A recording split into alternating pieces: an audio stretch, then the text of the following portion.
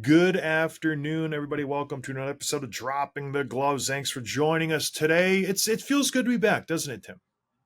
It feels like it's been a while. I know we say that a lot, but we changed our summer schedule, and we don't get to talk as often as we used to. So it's nice to see you. There's just been likewise. It's very nice to see you too. It's there's a lot of interviews. A lot of stuff's been just moving around a lot, and so the routine is not there. And I like a nice routine. Obviously, I had my child. I'm doing the house build. You're busy with your love life.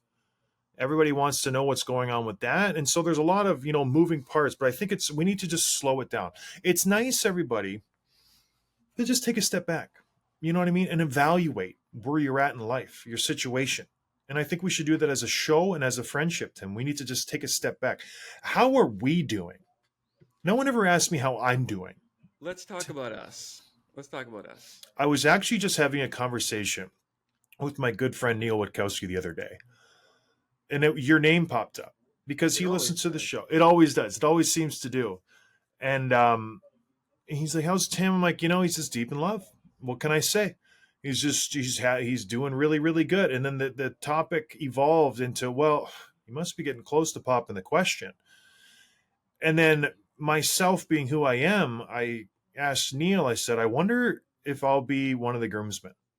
And I'm not putting you on the spot right now, but Neil said, you'd think you'd have to be. And I go, I would hope so. I said, I can't be the best man because his brother, is earmarked for that position. But man, imagine me just sitting on the end, the fifth groomsman. Oh man, the How pictures would be about incredible.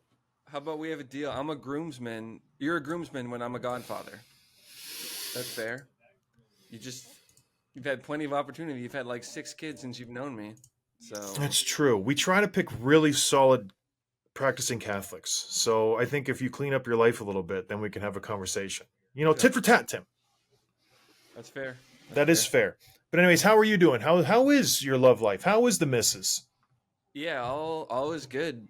All is good. We're just kind of gearing up and planning everything for Key West in a few weeks. I think that's in the first week of October, so that's coming right up, and then holiday planning and all that. Thinking about the GLI, which we're excited for.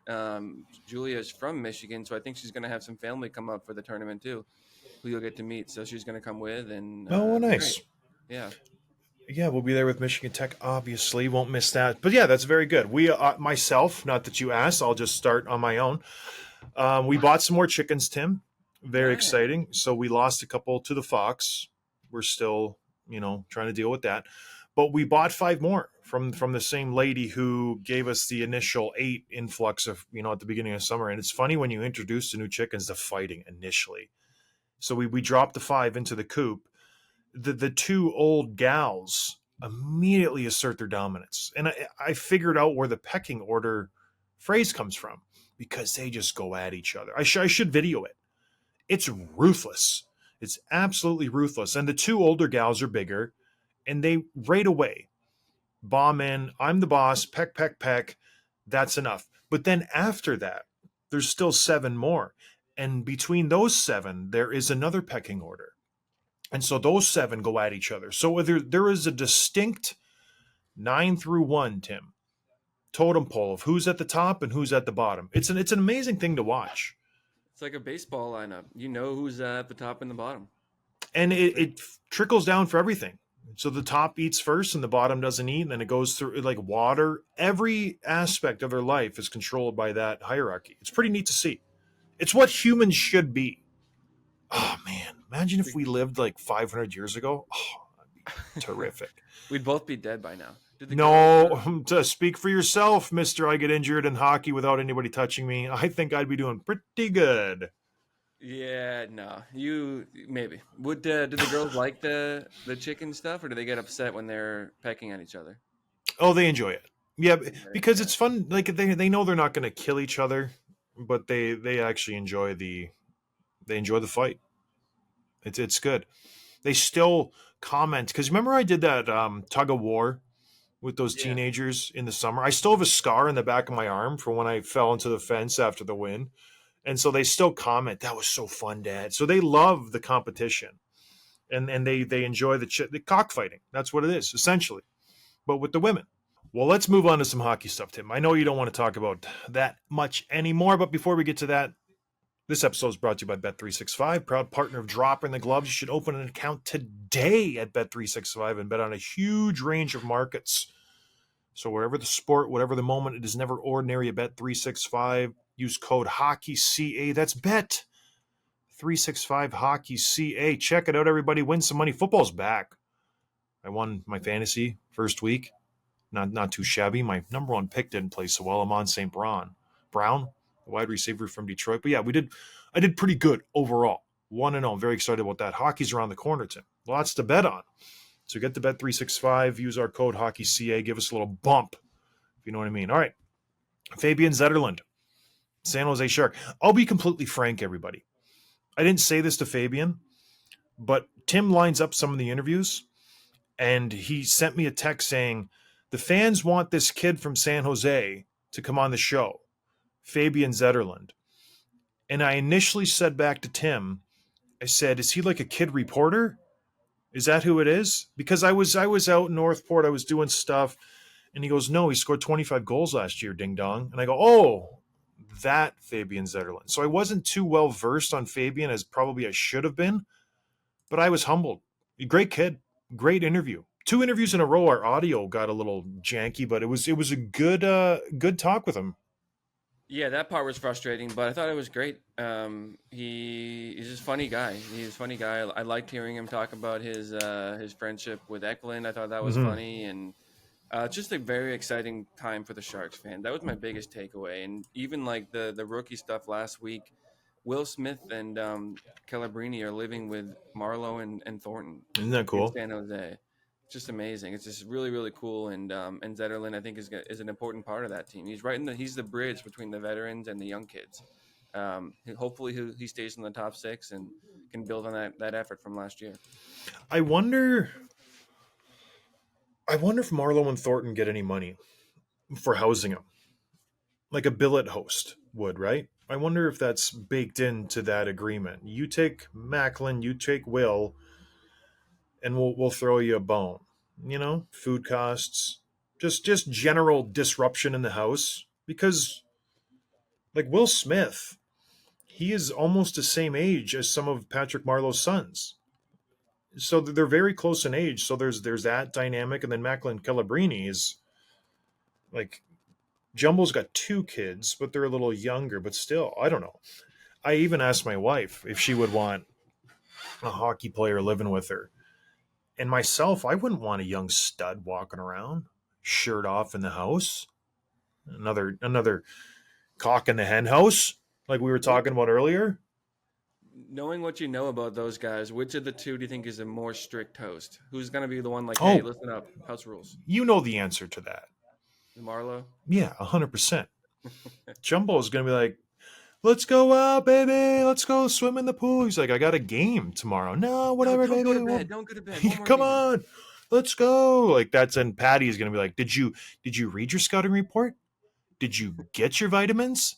Did you this and that? Should we go work on stick handling in the driveway? Like that'll be Patty. So Will Smith will overtake Calabrini this season based on living arrangements. That's all. But yeah, what a tough name, Will Smith. Will Smith used to be one of my favorite actors. And he really went sideways with the whole Oscars slapping Chris Rock. And then his stuff with his wife, if you really dig into that a little bit, that's a strange situation there. Oof, not good. And now he's got Will Smith playing in San Jose. So interesting. And California. And I was also thinking, just we'll move on from this in a second. Has there ever been a team in the NHL that has, not a brand new team like a Seattle Kraken or a Vegas Golden Knights, an expansion team? San Jose's been around the block for 20, 30 years now. Has there ever been a team with this much history who has just all of a sudden day one started a rookie center first line and a rookie center second line that the Sharks are slated to do? Macklin, Celebrini, and Will Smith. That's their 1A, 2A for their center options. Right? 2 rookies. Yeah. The only thing I can think of would be Crosby, Malkin, but they weren't rookies the same year. Yeah. I don't know. Just something to think about. It's pretty rare for 2 rookies to come in and all of a sudden be their starting centerman for the first line and the second line for a franchise that's been around like the San Jose Sharks has. I know they were bad, but still pretty neat, pretty neat. Moving on though. We got a big show. We're going to get into the division previews. We're getting really, really close to the season. Players are starting to report to camp. They're trickling in. We talked to Fabian Zetterlund last week. He just got to San Jose. You see all the media, the articles. Oh, this guy's here. This guy's here. They're going to be here soon. The players are skating together. They're getting the unofficial practices going. It's always fun to do that, where the team leaders get the skates and they do the drills. The coaches will feed them drills sometimes to do during the skates. And it's just a good time for the players to come and just get to know everybody. Talking to Fabian Zetterlund, he's like, I have not talked to anybody. Talking to other players, I haven't talked to this person or that person. So it's going to be interesting to go and see the new guys and explore the rink a little bit. So it's always fun. So we're going to do division previews because the season's around the corner. We're going to start with the Metro division. Tim just threw it out. I said, fine, let's go for it. And the Metro, Tim, was once always known. I'd say the last 5 years. It was maybe the last 10, 15. You can lock them in for maybe an Eastern Conference final and or a Stanley Cup contender. Tampa Bay kind of wrinkled that a little bit. Toronto's always been knocking on the door in the Atlantic Division. But all in all, the Metro, they've had Washington for a long time. They've had Pittsburgh for a long time. The Islanders were playing fantastic the last 5-6 years. Then all of a sudden, Carolina and the Rangers the last 4 or 5 years have asserted their dominance in that division. So they've been really good. But I could say maybe this year, a regression of sorts for the division as a whole. They're not so imposing as they were in years past. The East used to be a dominant division the last 4 or 5 years. This year, not so much, I think. What do you, as a whole, from the Metro Division, Tim, what do you see here? Yeah, there's really not a lot of strong teams. There's a lot of teams that are either bad or have so many questions, or just there's things to be excited about the future, but it's not right now. I'm looking at Columbus, of course, the Flyers. I'm not big on the Islanders. I'm not big on the Capitals. I know they were both playoff teams last year. Wow. I like Pittsburgh. I obviously like the Devils, as you know, and you have obviously at the top the Rangers and Hurricanes are as good as any two teams. But I think this is a team where I think maybe 3 max make the. I know 3 minimum will make the playoffs. I think the wild card is going to be completely on the Atlantic. Oh, interesting. Okay, well, let's just jump into it. The team that won the division last year, the New York Rangers, 114 points, had a pretty unscathed regular season, Tim. Not a lot of injuries, not a lot of big news coming out of the Rangers. Lafreniere played really good. Kako, I guess, would be the one issue. He was injured. He came back. He played solid, but nothing of note. But same old with them. Strong on the back end, really good up front in the regular season. They were the juggernaut going into the playoffs. They were the really, really trendy pick to make it to the Stanley Cup Finals. And what happened with them? They lose in the Eastern Conference Finals to obviously the eventual Stanley Cup champions, the Florida Panthers. What did you think of the New York Rangers last year as a whole? And let's just start there. How was their season? Fantastic, right? Did it remind you of the Boston Bruins the year before? Very much so. The dominant regular season. But if you go back to last year, I was not high on the Rangers really at all. I don't think they're that good of a team. And I don't think, as we saw in the playoffs, that they're the guys you can rely on in the postseason. Shesterkin, to me, is not a question. I think he was a little bit, not quite himself in the playoffs, but a lot of it had to do with the team in front of him. I think he's just an automatic lock. I think the defense is pretty good. But you didn't have the forwards show up when it mattered most. I'm looking at Panarin. I'm looking at Kreider. Even Adam Fox I would throw in there, who I know was battling an injury, but it was Trocheck and then occasional glimpses from everyone else. But he was the guy that showed up when he should be like he's your second line guy. He's your 4th or 5th best forward. He should not be the only one you're leaning on. So overall, pretty disappointing for the Rangers, and I don't see how it's going to be better this year. Yeah. And I think that's a theme between the teams that are underperforming in the playoffs. And we've said it before, and we talked about this with the next team for a long time we'll get to, but you need to have your highest paid players be your best players. And last year with the Rangers, when they were playing the Panthers, it was Trocheck and Lafreniere. Those two guys played fantastic. Night in and night out, doing it all over the ice. Like, they were the two that stood out. But then Kreider, Zibanejad, I've said enough on him. He was frustrating to watch, not trying in the offensive zone, not trying in the defensive zone whatsoever, scoring a couple goals here and there, but nothing nearly to where he should be. And then Kreider, you're a power forward. You're a moose of a man, and he's just out there joking around with Sam Bennett, like just having a good time, just getting buried behind the net, not having a response, not really stepping up when the moment needs you to step up. This is Eastern Conference Finals. You could go to the Stanley Cup final. So he really disappointed me in that essence. And then Panarin, you know, he's a great player. You can critique him. He needs to do better. When you're making plus $11 million and you're the face of the franchise, you have to do better. The same goes for Adam Fox. And I don't know the injuries they were going through, but it just wasn't good enough. And then I think Jacob Trouba got exposed a little bit last year.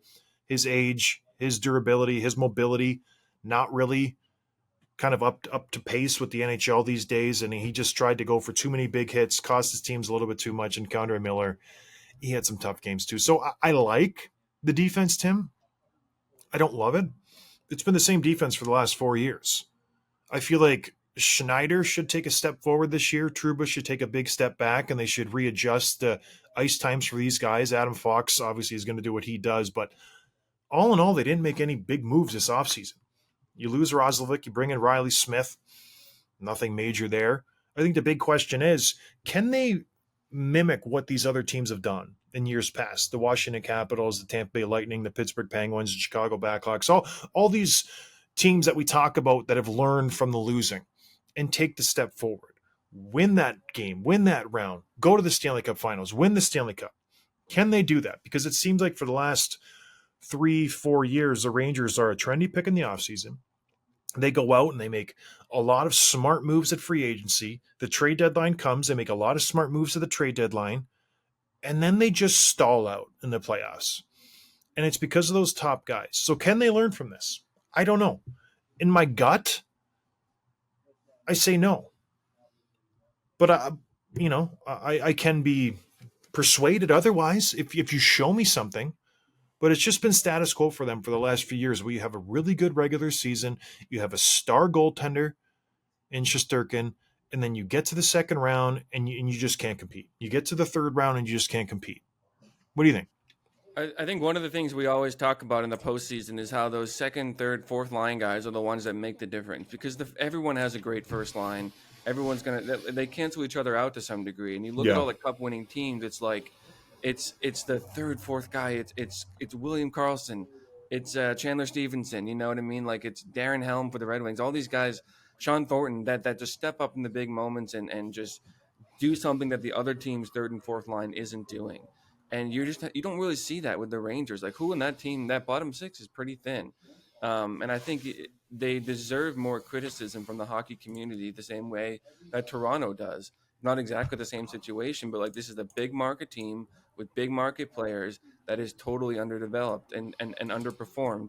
And they should be more under the gun, which kind of brings me to the next team we'll talk about in a minute, like the pressure entering the season, because they're going to be feeling it, and they should.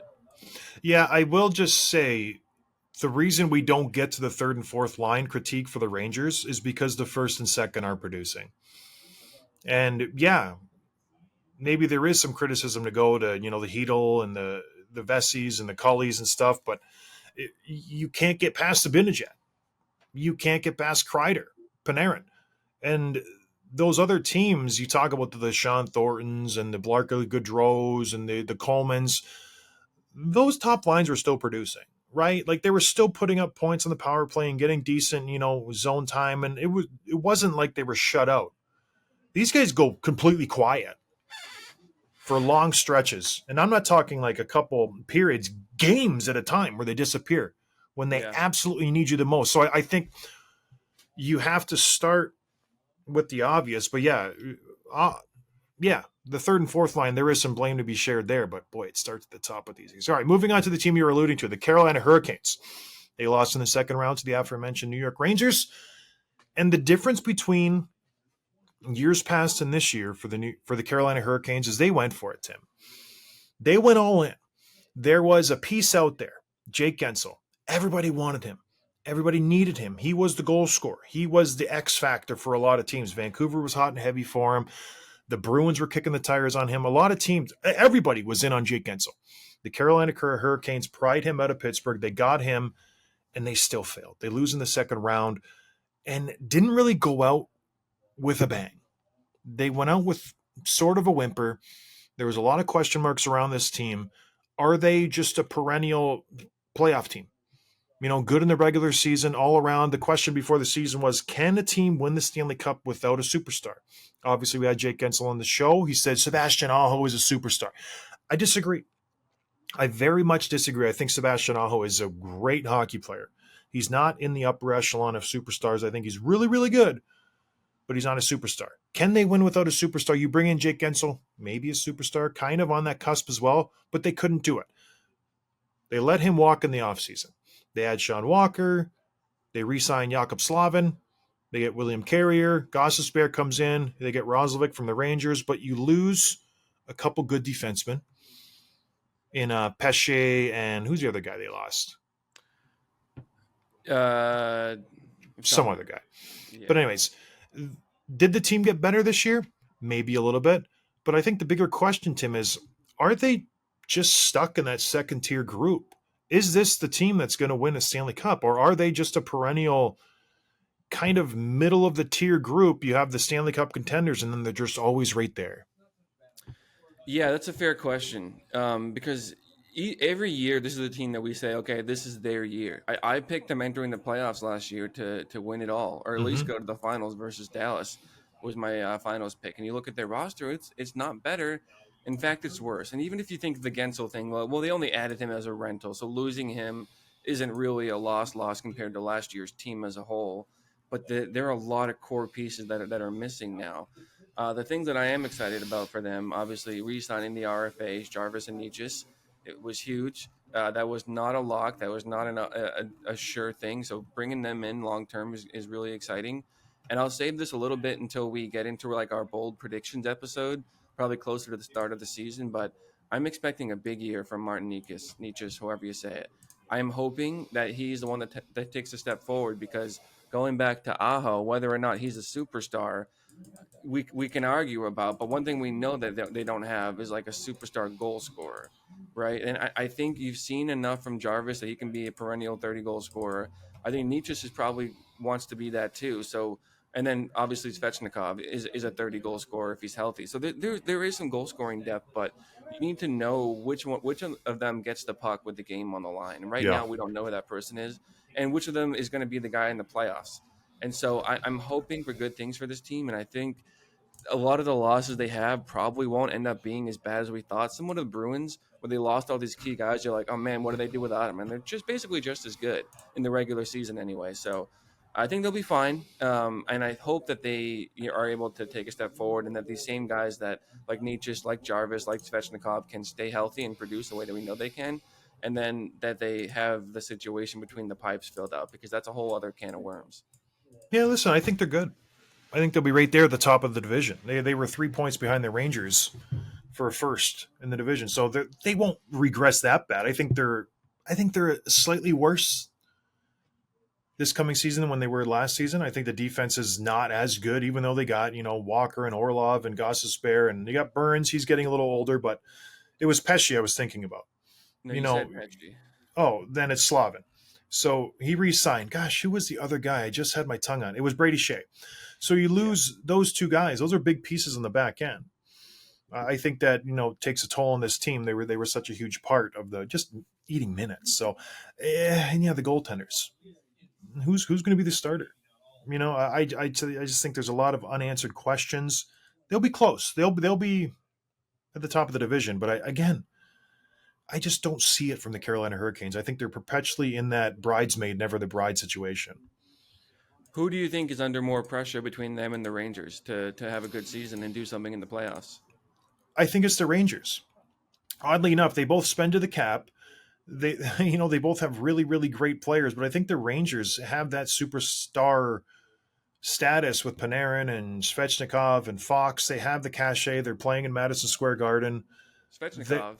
Shesterkin. Sorry, I was thinking of the goaltender. But they just are under the lights more often. So I just think there's more pressure there. But it should be the same. It shouldn't be that way, because most of these teams have the potential to win a Stanley Cup, and they both just seem to fumble it away at the first chance that they can get. All right, moving on. The New York Islanders, Tim. What do you say about this team?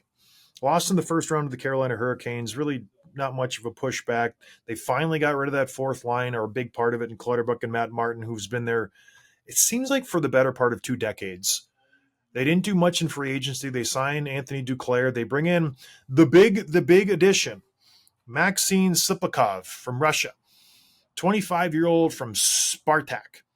He was a big UFA. Apparently, everybody was in on him, and the New York Islanders got him. He scored 31 goals, 47 assists, a million points in 65 games last year in the KHL. So he's the guy who's going to come in and change this around. But my question is, like, are you really banking your season on a journeyman forward in Anthony Duclair, and not a rookie, but a young Russian coming over and revamping your left side and giving you that boost that you need to get over the hump, be a contender in your division, take it the next step in the playoffs, and to be, a Stanley Cup contender? Is that what you're banking it on? Because I don't think it's going to work.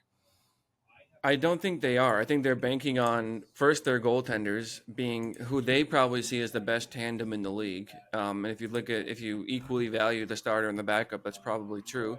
Sorokin had a down year for his standards last year. I think he was hoping to do what he'd been doing in prior years and be a top 3, top 5 goaltender, which he just was, and he was actually outperformed by Varlamov, even though Sorokin got the bulk of the start. So I think expecting a bounce back year from him is going to be critical for this team. And then I'm looking at the top of the lineup with Matthew Barzal. Really solid year, 80 points, as someone corrected me in the comments the other day. 23 goals, 57 assists. You need him as a point per game guy, and probably more, because you don't really have, like, if you look at their lineup, like, you really like Brock Nelson, you like Horvat, you like Lee and Pajot and Palmieri. But if there's one guy that could be like a legit star in this league, in this lineup, it's Barzal on the forward side. And so I think you want to see more from him. And then Noah Dobson is, I don't know if it's quiet, but I know on this show we certainly don't recognize him enough. He's a stud defenseman. He's putting up crazy points, 70 points last year. And we think of like the Heiskanens and McCarrs and McAvoys, and Noah Dobson's right there with that group, at least when you look at his points. So I think those are the guys they rely on, and hopefully that they have enough. This is a deep team. This is a deeper team. They have 4 good lines. They have some good defensemen. I think it's just, do they have some star power that can push them through? And I think they do. Like, I know you think it's Matthew Barzal. I think Bo Horvat has another level that he can go to, and I really like the vets. I like Brock Nelson. I like Anderlees. I always have great expectations for this team. When I look at them, I go, this team is really dangerous. I like the way they're put together. They have a deep, solid forward group that's veteran laden. They know how to play the tough way to play the game. They grind it out in the corners. They're big bodies. They know how to score a tough goal when goals are hard to get. The defense is solid. There's no weakness on the back end. Everybody's solid. They bring in Mike Riley. He's a good defense, D-man. You put him in 5-6, you could protect him, play him against the fourth line, the third line. You can't get him exposed, but they always seem to just underperform and disappoint me. And I don't know why, but I'm hoping this year they can put it all together and have a good, solid season. Like, I like their first line's great. Bo Horvat, Barzal, and whatever you want to put Duclair or that Sepakov there. I think that's a good first line. Brock Nelson, he's a solid second line center. Kyle Palmieri, maybe not, but you have a good 1, 2, 3, 4 centerman. And then your defense is good. All of the ingredients that I like on a team, they have. But they just constantly disappoint. So I'm hoping they can take the next step. This is my team. I know you're in on the Devils. They're going to have a bounce back year. I think the Islanders are going to have a good season this year. I really want them to. I really, really do. They have good goaltending. They have a good defensive core, decent all-around lineup. I can't figure out why they don't succeed. I really can't. This is the year, though, Tim. This is the year they're going to take that next step. Believe me. All in on the Islanders. All right. I'm not. The last team that made the playoffs last year, the Cinderella story, Washington Capitals, somehow, some way managed to win enough games, get enough points to make it into the playoffs. They were a terrible team last year. If you look at the analytics, if you just did the eye test, this team had no business being in the playoffs, but they cobbled enough points, got into the playoffs, and just resoundingly got swept in the first round by the New York Rangers. Wasn't really that close at all. They lose Max Pacioretty, but then the GM, Tim, goes wild. What did he do this offseason? He was pretty busy. The big one, the blue chip guy they brought in was Jacob Chitrin, however you say it. We get it wrong every time. But stud. He hasn't quite put up the numbers we thought he would. Coming out of Arizona, we think talented team, right opportunity, good power play. He's going to be a 60, 70, 80-point defenseman. He hasn't done that. But he is a very good. He can eat the minutes. He can play all situations. He's really a number one defenseman who was playing kind of as a number two in Ottawa with Shabbat and the other and Sanderson. So anyway, Chychrun I think is going to be such a good complement to Carlson. I don't know if they're going to pair them together or not, but he certainly takes a lot of pressure off of Carlson, who's putting up a lot of points but getting older, getting a little bit slower. So that's big for them. Obviously, Pierre-Luc Dubois. We're going to talk about him in a minute, and he's been in the media again this week. Mangiapane, Logan Thompson, and net. Like these are good pieces that we're excited about. And then a friend of the show, Matt Roy, who we talked to like right after all these signings came through, including him, and he's like, yeah, these are the good players. Like it's an exciting time right now. So. I think so much of it has to do with obviously Ovechkin's goal chase. I don't know if they really see themselves as a contender. I think it's more about putting a competitive team on the ice, and from a business perspective, like milking every dollar of winning games that you can while your team's relevant, because in a couple of years it's going to take a big hit. And I think it's smart and it's exciting to watch. So yeah, there's a lot of things happening. Do I expect them to make the playoffs? I would say probably not. Wow, no, that's crazy. See, I think those additions are great. I think Logan Thompson is a big addition coming in from Vegas. He was their starter until he gets injured, and Aiden Hill comes in and obviously wins the Stanley Cup and takes the net from Logan Thompson. He's a good goalie. Could be a great goalie if you give him enough time in the net. He was the guy in Vegas. He got Marc-Andre Fleury in Vegas, just like Marc-Andre Fleury got when who's the guy who came in? What's his name? I'm have Robin Lehner. Yeah. But anyways, I like what they've done. I don't think I'm as high on Chychrun as you are. I don't think he's going to get 70, 60 points. I don't think he's that guy. He's just a moose of a defenseman who's going to be a solid safety blanket for John Carlson, who's going to crush guys. I think he's a good, solid defenseman. You got Matt Roy and Rasmus Sandin. You have the yin and the yang in the top two pairings. The offensive guy who's going to get up in the rush and his safety blanket. Then you got Sandin, who's going to get out there and move, and Matt Roy, who's going to protect him and make up for all his mistakes or turnovers that he makes because he's being aggressive. I like that back end. And up front, it's not bad.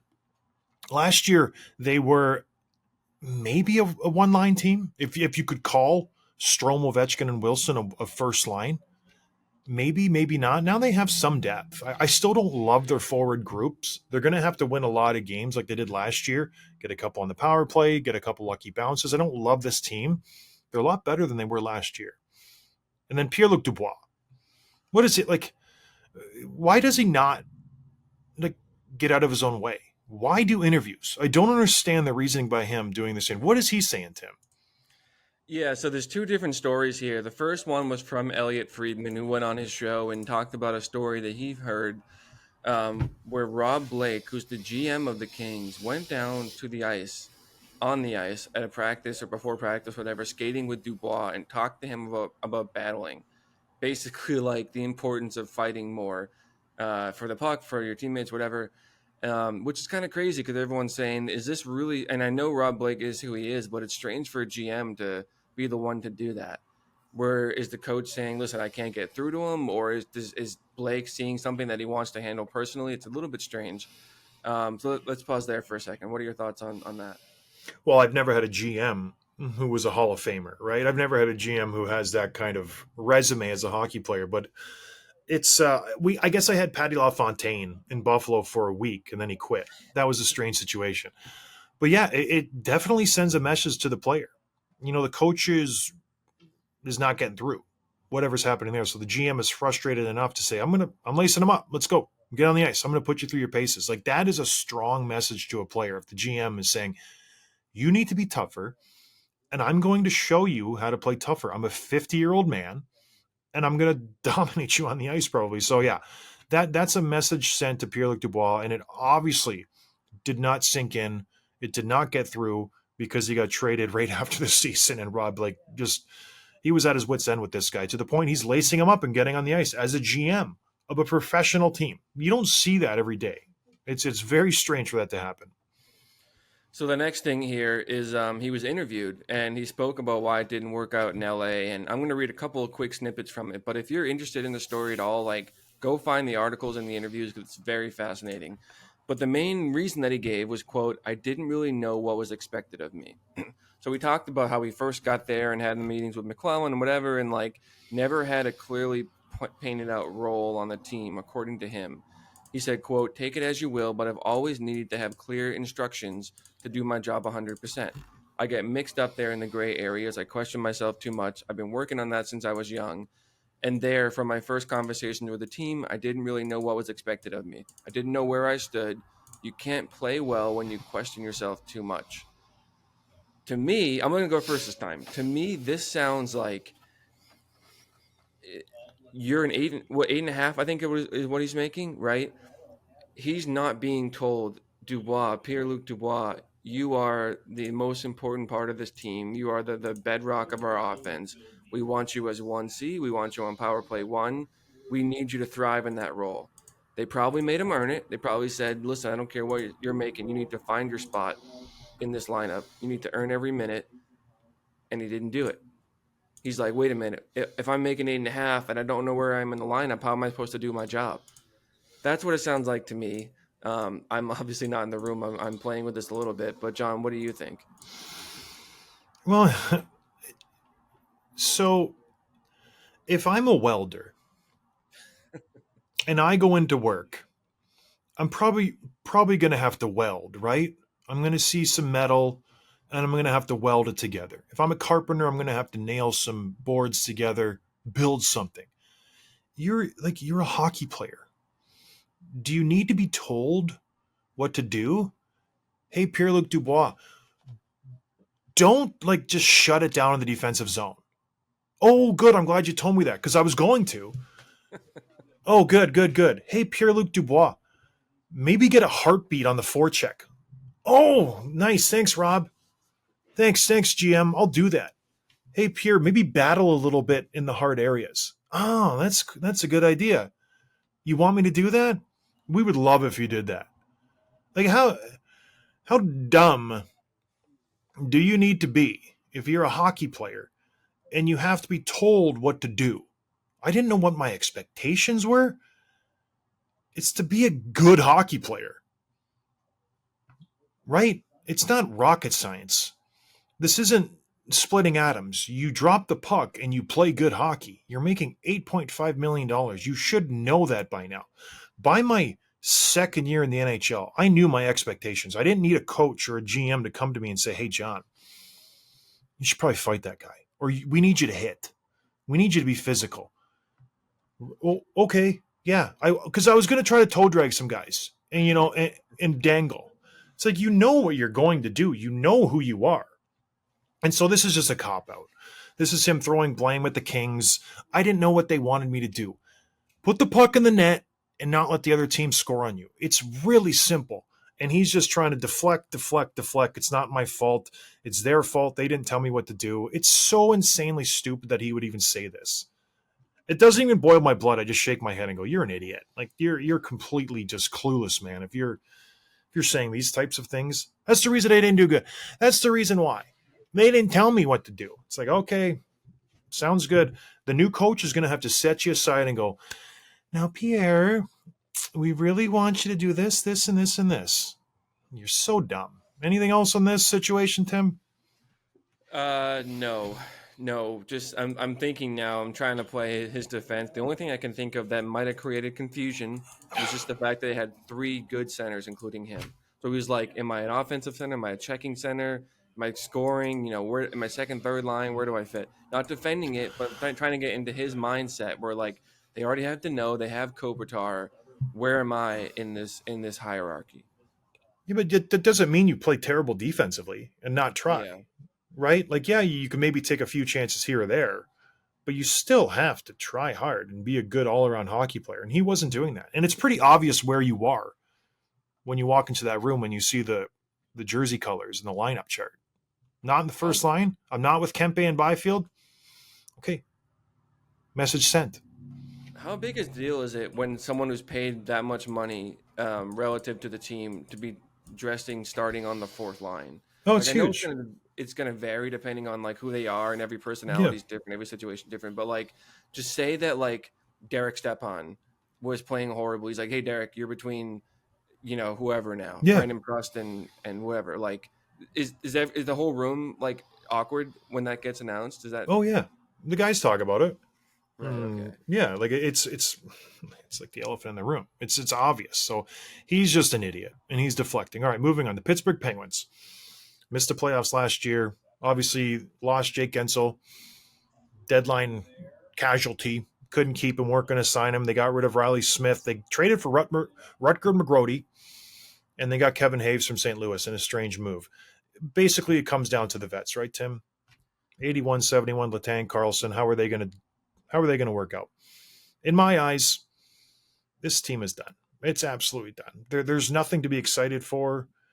Crosby's working on a new deal. I don't know why he would want to stay there. He must love Pittsburgh a lot because this team is not going to win. In my eyes, I don't see anything there that excites me whatsoever. This team is just doomed to be around a 500 team, maybe making the playoffs. And if they do, they're going to just be beat badly in the first round. Convince me I'm wrong, Tim. Yeah, I don't know that I can. They are significantly worse than last year because they've lost probably their best goal scorer. It really comes down to one question, like you said, is how much do those top guys still have left in the tank? The Crosby, Malkin, are throw Letang in there, and then they have some decent secondary pieces. I think if Kevin Hayes is your fifth, sixth, seventh best forward, that's pretty good. Brian Rust is still pretty good. Like they have some pieces there, but it's about that guy. Like last year, Crosby was willing his team into some Yeah. wins, Yeah. especially later in the season. And Gensel talked about like how much the conversation they had, like we have a chance, we got to keep winning. They weren't able to do it. I don't think it's going to be easier this year. The only thing that makes me give them a chance at a playoff spot is if like Philly still doesn't take a step forward, the Capitals don't gel together, the Islanders goalies don't play well again, and there's like an open spot for the second wild card or something. Yeah. But beyond that, there's not a whole lot to be excited about. Listen, Crosby's 37, Malkin's 38, Letang's 37, Carlson's 34. Those are your four most important players, and they're all and they're older than that because they played a ton of playoff games too. So that this team should be done. They should have just sold and shipped everyone out 2 years ago when I told them to, but they didn't. They re-upped and they signed all those guys again. So now here they are. All right, moving on. Philadelphia Flyers missed the playoffs after a pretty good regular season. Everybody was surprised by them. They were constantly in the top two, top three in this Metro division. Then all of a sudden, the last month of the season hits and they just tanked. They were losing games they should have won. There was turmoil in the locker room. It was complete chaos. I was there for it. Moving on. You got some new blood coming in. You get Mikhail Matviev coming in. You get connecting to big money. Can they avoid that late season collapse, Tim? Is this team going to be a playoff team? I'm going to say no. This is a team that shouldn't have been a playoff team at all, and they weren't. But like they were in the conversation. They were in the playoff for most of the season, if I'm remembering correctly. They surprised everyone. It had mostly to do with Tortorella. I think the thing I'm looking at this year is obviously this Matvey Mishkov. Like That's what it is. Yes. That's what it was. Makov. I was close. He is just supposed to be like an absolute phenom talent. And people think he's going to be instantly an 80-point guy or something like that. Maybe he is, and it changes their entire dynamic of that team. I don't know that it's going to happen year one. Yep. So I think you're just looking at like what can they put together and how do the new pieces fit under Torts' system and all that. I don't think they're a playoff team. I think they are still probably a year or two from having the team that they want. They've been in the process of clearing house, getting rid of contracts, moving pieces around. I think there's still a few more they'd like to move around. But I think Mishkov is the thing that's going to make them exciting to watch. Yeah, I agree. I like some of their pieces. They have some good young players coming in. They have some decent players on the back end. I like the addition of Jamie Drysdale. I think he'll be good for this team. It's just not this year. I agree. So I think they will be fun to watch. I don't see them having the success that they had last year, being in a playoff position the whole time. But who knows? Torts can drag anyone along. All right, the New Jersey Devils. We're getting a little long here. Let's pick it up a little bit. New Jersey Devils. What do you see from them this year? Yeah, this is basically a bounce back year for them. I think this is what they're hoping to do. 2 years ago, they kind of ran into a heavier team, couldn't keep up, and got exposed for the lack of playoff experience, the lack of physicality and size. And so I think we thought they would do even better last year, and they didn't. A lot of it had to do with injuries to the two most important guys, arguably, Hamilton and Jack Hughes. Hamilton obviously missed most of the year. Jack Hughes missed only a chunk of it, but it did add up. So I think I'm looking at those guys saying, can they stay healthy? Can the team bounce back? And then obviously Jacob Markstrom, the big trade, the big piece. Yeah. Can he stay healthy? Can he be the Markstrom that he's been in the past? He's getting a little bit older too. What is he, 34, 35? Mm-hmm. Can he be healthy? And then I think if all those things fit together, I think we see a bounce back. And this is the team, as you know, I'm excited about. I think they're in a playoff spot. I think they're third in the division. Yeah. That's what they should have been last year. They should have been first or second in the division. Yep. Timo Meier, that's why Palat went there. This is a good team on paper. It's just, can they put it all together? They have a deep team. I like Eric Holla. I think he's a solid third-line center. I think if you put him in the right situation, he could have been a second or a first-line center. Put him in Minnesota, where he was. He's a superstar, potentially. I like his talents. But again, can Dougie play 82? I think it's him. If Dougie doesn't play 82 and he doesn't play solid, he doesn't have to be a superstar. You brought in Brett Pesce just in case. I like that move too. Yeah. But it's Hamilton and it's Markstrom. Can those two guys revert back to who they were 3-4 years ago? If they do, this is going to be a good team. The question I want to ask you, Tim. Jack Hughes, 100 points? Yes. Oh, okay. Yes. You heard it here first. He said that for 3 straight years, everybody, so don't get too excited. He always thinks he's going to get 100 points. He never has yet. All right. Last in the division, obviously Columbus Blue Jackets. I think you just need to play this year out. Johnny Gaudreau, obviously terrible passing, tragic. Patrick Laine traded away. You just need to get through this year. This is going to be a tough season. You're going to be under the salary cap. They're going to do an exemption because Johnny was making a decent amount. This team will be bad, and it will be a tough season for them. Some young guys will step up. It's going to be Adam Fantilli's team. He was on our show a couple weeks ago. I think he's probably under a lot of pressure. Marchenko, is he going to step up? There's going to be a lot of losses coming for this team. But I think importantly, they just need to get past this time. Deal with the Johnny Gaudreau situation, the death, and just move forward. It's not easy. So I don't know. What else can you say about the Blue Jackets? Yeah, I think you're just looking at them. The two things that come to mind are you want to see some steps forward from the young kids. Obviously, Adam Fantilli is arguably the most important player in that franchise right now, depending on how things shake out. But Marchenko, Kent Johnson, the kid they just drafted, Caden Lindstrom, who probably won't be in the NHL, but you want to see those guys all take some measurable step forwards. I think Fantilli, 50 points is what he said. I think that's a great goal for him. The other thing and I know all the teams that are at the bottom of the standings say this, is just being hard to play against. Yeah. Just have the effort, keep the team together, keep the spirits high, have something to play for later in the season. You're probably not even going to be a seller because you don't have a ton of pieces that other teams are going to be calling for. Maybe a Boone Jenner, maybe a Werenski, if they feel like they can get something for him. But I think this is going to be largely the same team next year, just taking a step forward, staying healthy, and trying to keep spirits up as much as you can.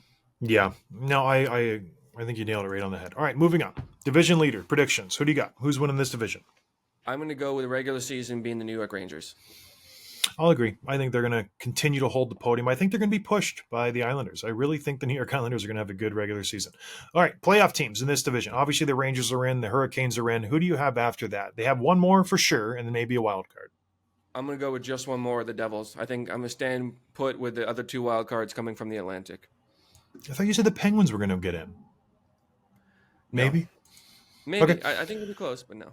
I'm going to go 4. I'll do Canes, Rangers, Islanders, Devils. I think those are my 4 getting in. But yeah, none of those will be any kind of dangers for a Stanley Cup winner. I think this division is on the way down, at least for the next few years. That being said, I'm on the way down too. It's time to go to bed. Just kidding. I'm out of here. Thank you for joining us, everybody. I appreciate the support. We'll talk to you guys later this week. Cheers. Thanks for listening to Dropping the Gloves with John Scott, a member of the Nation Network of Podcasts. Subscribe wherever you get your podcasts from to never miss an episode.